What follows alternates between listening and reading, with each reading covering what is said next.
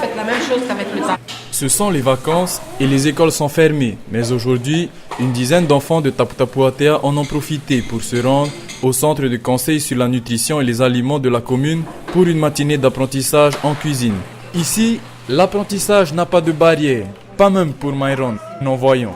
Ce matin, il est assisté d'une instructrice du centre et bénéficie d'une attention particulière. Tu aimes tout faire dans la cuisine? Oui, j'aime tout faire.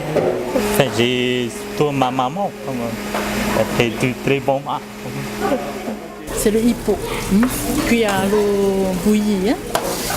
C'est ce qu'il a préparé. La farine, on a mis du sucre, on a rajouté un peu de coco. Du coco. Voilà, on peut dire que c'est du hippo cuit à l'eau. Okay. À quel moment est-ce qu'on peut dire que c'est cuit?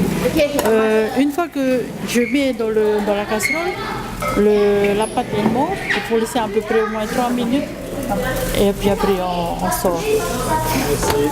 Mais il ne faut pas oublier à chaque fois de remuer aussi, parce qu'il y en a qui collent en bas.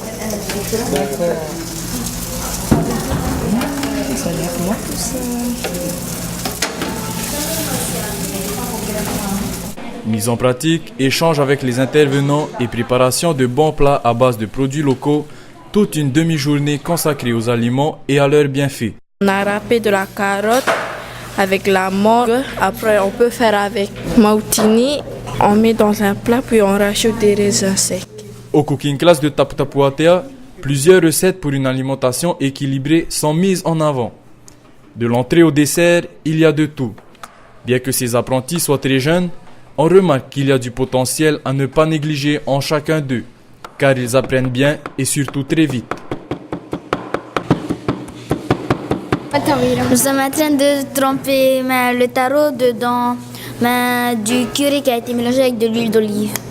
On prend le taro, après on trempe dedans l'huile d'olive et le curry et puis on retourne de l'autre côté et après on met dans l'assiette.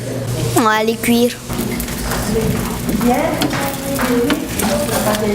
Des fois, j'ai envie d'aider mes parents qui ne peuvent pas faire le ma'a et comme ils n'ont pas vraiment envie que je fasse la cuisine, donc je préfère alors déjà apprendre. Bien doré là.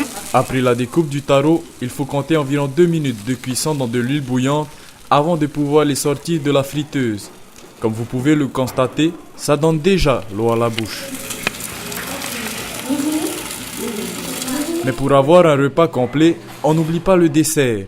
Ici, Hitimahana nous prépare un gâteau fait maison dont la recette lui a été transmise par sa mère. En fait, là, je suis en train de préparer ma crème au beurre. Pour commencer, j'ai fait 3 cuillères de beurre. Ensuite, j'ai chaviré un verre de sucre. S'ils sont ici pour apprendre à cuisiner dès le plus jeune âge, il y a de fortes chances que ces mêmes recettes à base de produits locaux restent encore gravées dans leur mémoire pour longtemps. Car après tout, manger sainement requiert tout de même un changement radical de mode d'alimentation, mais aussi une renonciation personnelle de ce qui est néfaste pour la santé.